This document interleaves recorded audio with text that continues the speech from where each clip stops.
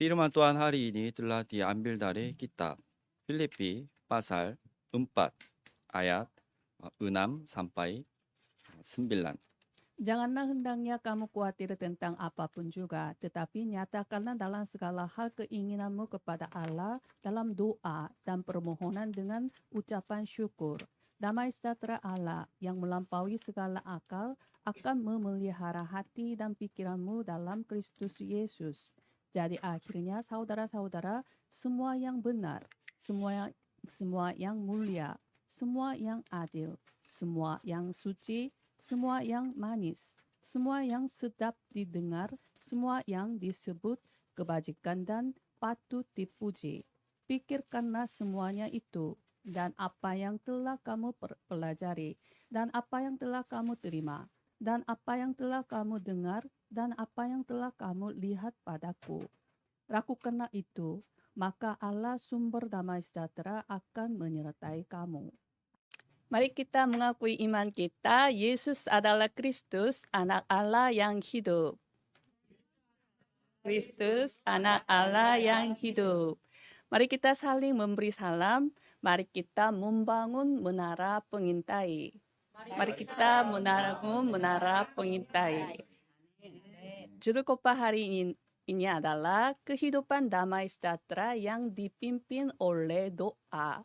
Bacaan hari ini diambil dari Filipi 4 ayat 6 sampai dengan 9. Kami sedang membahas kitab Filipi. Kitab Filipi akan berakhir pada minggu depan. Seiring dengan mengakhiri kitab Filipi, Rasul Paulus mengulang dan menekankan hal yang penting dan hal yang tidak boleh dilewatkan. Melalui firman hari ini, Paulus menekankan mengenai kehidupan yang menikmati damai sejahtera. Setelah diselamatkan melalui Yesus Kristus, kita baru mengalami damai sejahtera sejati. Sebelum diselamatkan, karena kita masih hidup di dalam keberadaan sebagai budak setan si iblis, maka bagi kita tidak ada damai sejahtera.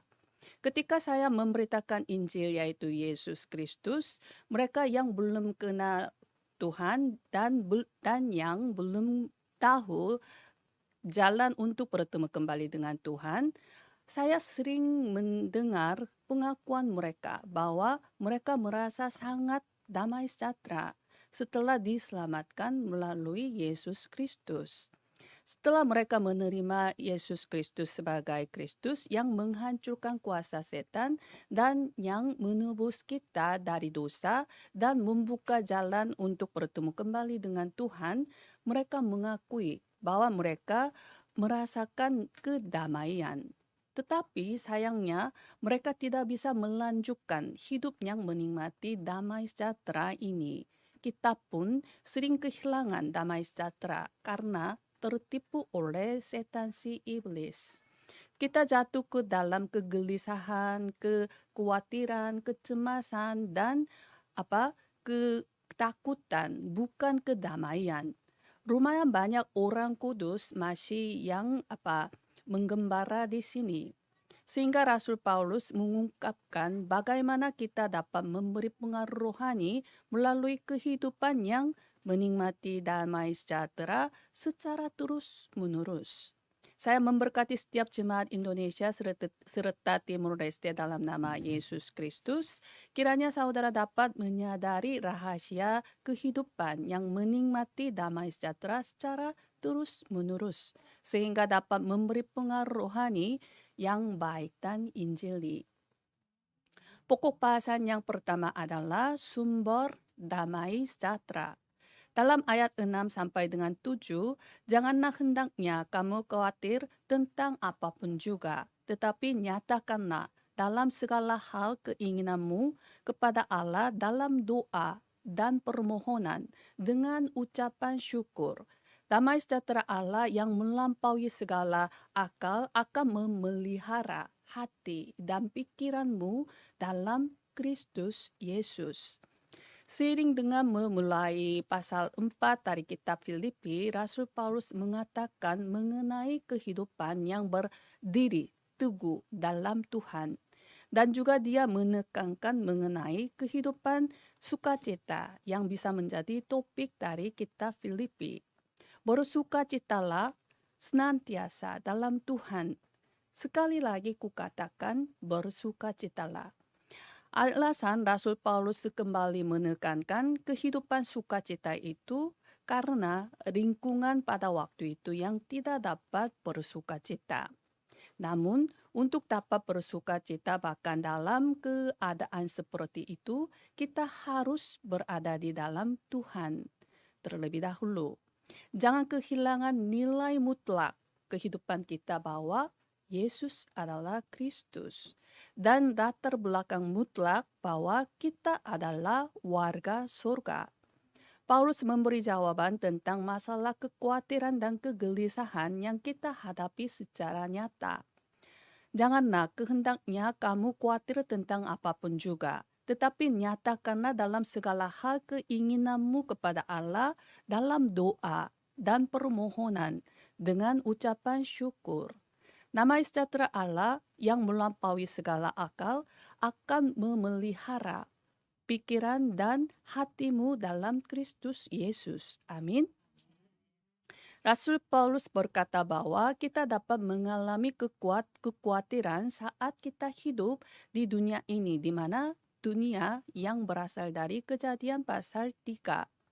Bahkan jika saudara percaya kepada Yesus Kristus, masalah dan insiden tetap terjadi. Orang baru percaya kadang salah paham bahwa jika kita percaya kepada Yesus Kristus, masalah dan insiden tidak akan muncul. Malahan mungkin lebih sering muncul masalahnya bagi mereka karena status mereka berubah menjadi anak-anak Tuhan dari anak-anak setan si iblis. Di dalam Alkitab manusia dibagi menjadi dua kategori. Yang satu adalah anak-anak Tuhan dan yang lainnya adalah anak-anak iblis. Hanya ada dua kategori saja. Sebelum kita percaya kepada Yesus Kristus, kita adalah anak iblis. Jadi iblis tidak perlu menyerang kita karena kita akan binasa, langsung binasa jika dibiarkan saja. Namun setelah kita percaya kepada Yesus Kristus, status kita berubah menjadi anak-anak Tuhan sehingga setan menyerang kita dengan sungguh-sungguh. Melalui kerabatnya dan kenalan akrab seperti anggota keluarga dan teman-teman kita, setan menyerang dan menipu kita agar kita khawatir, tidak menikmati damai sejahtera dan merasa khawatir dan gelisah sambil merampas damai sejahtera dari hati dan pikiran. Pada saat ini yang penting adalah membuka mata rohani. Status rohani kita yang telah menjadi anak-anak Tuhan itu tidak akan pernah berubah. Oleh sebab itu, setan si iblis terus menipu melalui kekhawatiran dan kegelisahan agar kita tidak dapat menikmati status dan otoritas sebagai anak-anak Tuhan. Setan si iblis membuat kita tidak menikmati sukacita yang diberikan Tuhan. Kata kekhawatiran memiliki arti merobek, membelah pikiran, membelah hati dalam bahasa aslinya. Kekhawatiran mengandung makna bahwa kita memiliki dua hati. Kekhawatiran adalah hasil dari ketidakpercayaan. Karena kita tidak percaya kepada kedaulatan mutlak Tuhan. Pelayanan utama dari setan si iblis adalah membuat kita memiliki dua hati untuk merusak hubungan antara kita dan Tuhan. Itulah sebabnya kita harus melawan secara rohani. Kita harus mengantisipasi secara rohani. Karena perjuangan kita bukanlah melawan darah dan daging, tetapi melawan pemerintah-pemerintah, melawan penguasa-penguasa, melawan penghulu-penghulu dunia yang gelap ini, melawan roh-roh jahat di udara. Dengan kata lain, ini adalah doa. Dikatakan bahwa berdoalah dengan ucapan syukur. melalui doa damai sejahtera yang diberikan Tuhan akan datang. Lalu damai sejahtera itu akan memelihara hati dan pikiranmu dalam Kristus Yesus. Dalam 1 Petrus 5 ayat 7, serahkanlah segala kekhawatiranmu kepadanya, sebab ia yang memelihara kamu. Serahkan segala kekhawatiran melalui doa, maka Tuhan akan memeliharanya. Tuhan bertanggung jawab atas segala sesuatu. Saya harap saudara percaya pada fakta rohani ini.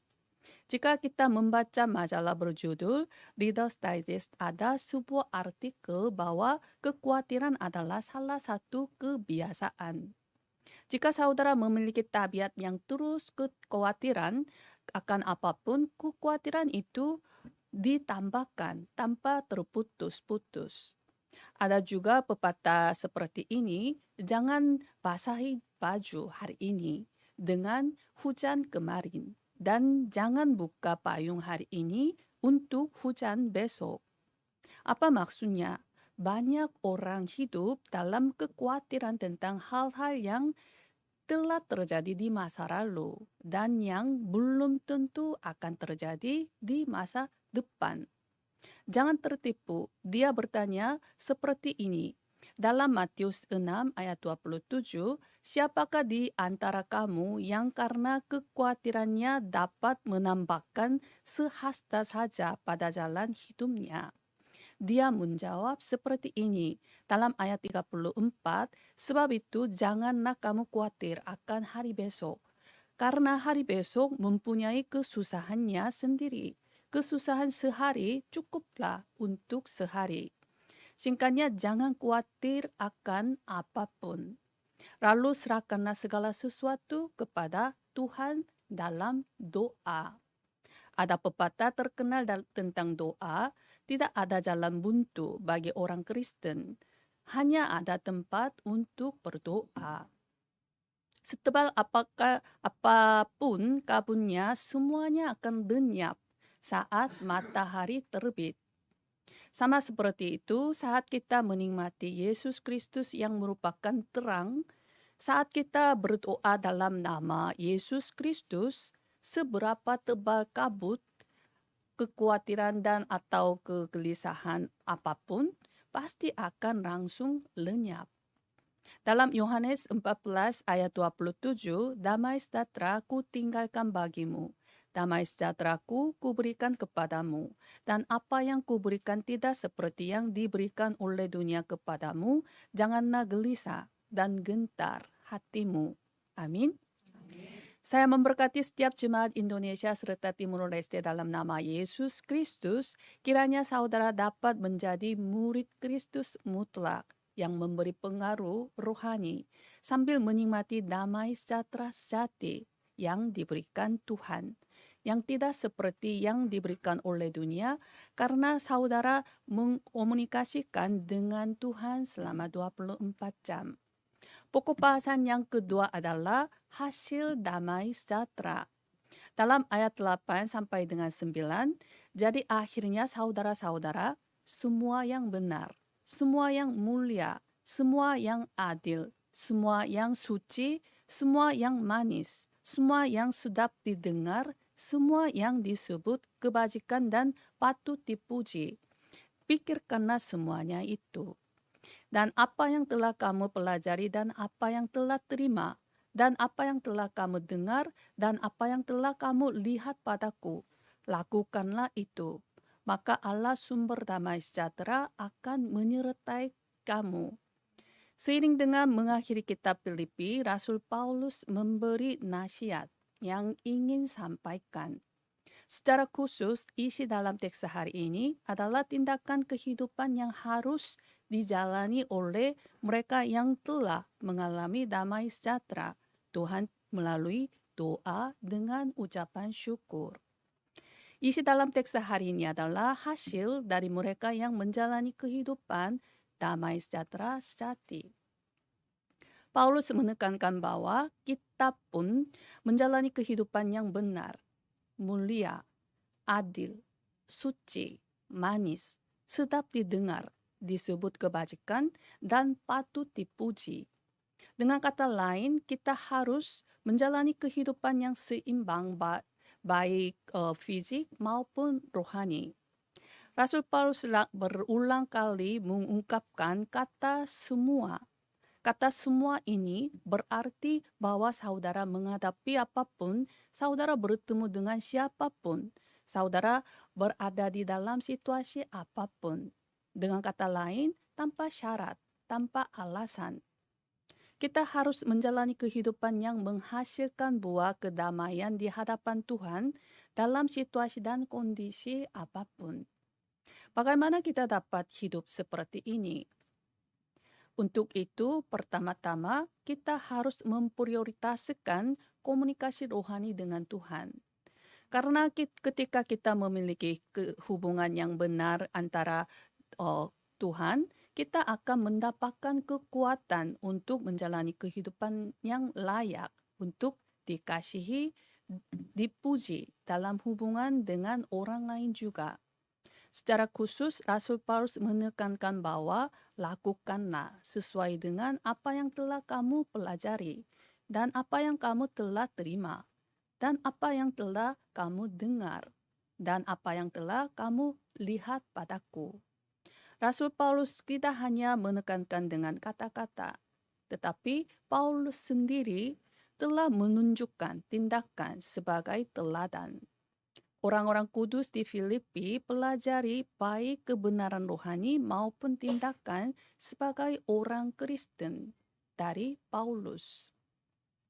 Yang tersisanya adalah hanya melakukan saja. Artinya perlu pelaksanaan. Kehidupan CVDIV juga sama. Ketika kita mencapai hingga tahap praktek, kita akan menghasilkan buahnya. Pertama-tama, kita berpegang pada perjanjian. Lalu kita harus menantang diri sendiri untuk melaksanakan perjanjian tersebut. Kita harus terus kemaju. Amin. Kita sedang melakukan gerakan statement 4.000 menara pengintai dan 237 penyembuhan melalui tim doa yang terdiri atas 3 orang. Jika salah satu orang dari 3 orang membawa anggota baru atau anggota yang telah lama tidak beribadah ke gereja, 2 orang yang lain harus membantu mereka agar mereka dapat beradaptasi di gereja. Membawa dan atau mengundang ke gereja itu penting, tetapi lebih penting adalah membantu mereka untuk beribadah dengan jujur, dengan sungguh-sungguh, agar mereka dapat menemukan kehendak Tuhan dan jawaban atas persoalan melalui ibadah. Untuk pelayanan pengasuhan tersebut perlu konten yang dikatakan Paulus dalam teks hari ini. Ketika kita menjalani kehidupan kedamaian Tuhan, kita dapat menyambut orang lain dengan nyaman dan dapat mengasuh dan merawat orang lain secara rohani. Jika begitu, mereka menganggap gereja sebagai tempat perlindungan sejati. Saya memberkati setiap jemaat Indonesia serta Timur Leste dalam nama Yesus Kristus. Kiranya saudara dapat menjadi tokoh utama dari 3 gerakan. Saudara membantu anggota baru dan anggota yang telah lama tidak beribadah mengadaptasi di gereja melalui kehidupan saudara. Kesimpulannya, ada sebuah buku oleh Leonard Ravenhill, seorang penginjil yang bersemangat, dikatakan bahwa bagian yang paling miskin di gereja saat ini adalah bagian doa. Ada banyak orang yang mengatur dan mengurus gereja, tetapi jarang ada orang yang berpikir dan berjuang secara rohani. Ada banyak orang yang memberi persembahan, tetapi jarang ada orang yang berdoa. Ada banyak orang yang menyanyikan lagu pujian, tetapi jarang ada orang yang bergantung teguh dalam Tuhan. Untuk kehidupan beriman dinamis, perlu dua elemen. Itu adalah visi dan antusiasme. Tetapi keduanya terjadi di ruang rahasia doa. Pelayanan Kopa terbuka untuk sedikit orang, tetapi pelayanan doa terbuka untuk semua anak Tuhan. Persepuluhan membangun gereja, tetapi air mata doa menghidupkan gereja.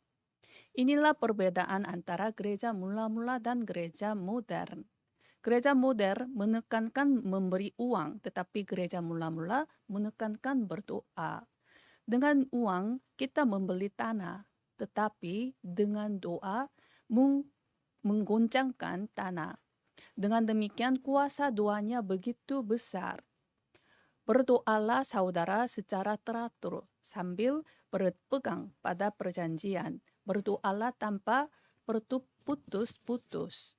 Saudara akan mengalami Tuhan yang maha tinggi bahwa apa yang lemah bagi dunia dipulih Tuhan untuk melakukan apa yang kuat.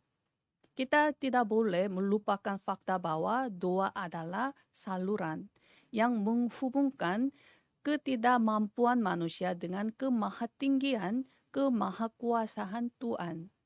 Doa adalah mengganti beraket pertandingan secara rohani. Bukan saya yang bertanding, tetapi Tuhan yang bertanding. Sehingga saya mengalami sesuatu yang Tuhan lakukan. Beginilah firman Tuhan yang telah menjadikan bumi dengan membentuknya dan menegakkannya. Tuhan ialah namanya. Berserulah kepadaku, maka aku akan menjawab engkau dan akan memberitahukan kepadamu hal-hal yang besar dan yang tidak terpahami, yakni hal-hal yang tidak kau ketahui. Saya memberkati setiap jemaat Indonesia serta Timur Leste dalam nama Yesus Kristus. Kiranya saudara dapat menjadi tokoh utama dari 3 gerakan melalui jawaban 25 melalui kehidupan damai sejahtera sejati yang dipimpin oleh doa. Mari kita berdoa. Kami mengucap syukur kepada Allah Tritunggal Maha Kudus, Allah Bapa yang memberi Injil, Allah Anak yang merupakan Injil, Allah Roh Kudus yang menolong kami percaya pada Injil. Penuhilah kami yang diciptakan menurut gambar-Mu dengan nafas hidup-Mu, agar kami dapat menikmati berkat firman Taman Eden. Berkaryalah dengan kekuatan tata dan berikanlah kami jawaban yang melampaui ruang dan waktu untuk menyampaikan terang Kristus dan terang hidup kepada 237 bangsa. Kuatkanlah kami untuk menghidupkan diri saya, gereja, dan zaman dengan jawaban yang belum pernah ada dan yang takkan pernah ada. Pakailah kami sebagai tokoh utama masa untuk fokus pada minoritas, masa para anggota majelis, masa para remnant dan pelayan Tuhan. Dalam nama Yesus Kristus kami berdoa. Amin.